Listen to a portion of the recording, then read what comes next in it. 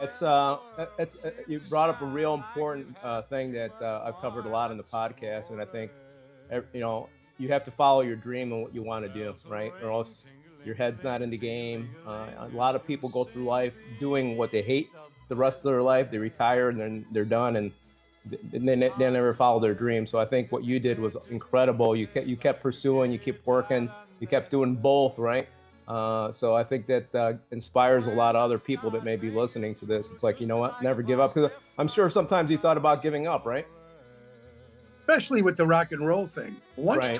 Once I changed and decided um, yeah, because I didn't know what I did. I mean, I went from job to job. We worked together at a place called Electech. Uh, Yep. that was probably I don't know how many years I did that. I couldn't find any job. So I remember our good friend Joe Tyndall and Steve Scordillis Yeah. goes, "Hey, you want to stock some shelves and stuff like that?" So we worked at the Electech store, and then next thing you know, I became a warehouse manager, and then I became assistant manager for a little bit. But then I tried to do this Tony Ocean thing, and it came as a fluke. A guy named Nick Fortuna, uh, Okay. who's the bass player for the Buckinghams. Okay. They have a lot of great bands, kind of a drag, a lot of great songs. His brother Nick Frank was putting a little play together called "The Pack Is Back," and he asked me to play Dean Martin.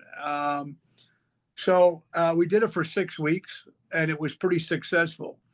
And at the time, my manager at the time was Ron Onesti. Of course, we all know Ron. He Yep. does all the Arcada Theater and the Des Plaines Theater. He does all the stuff around the Chicagoland area.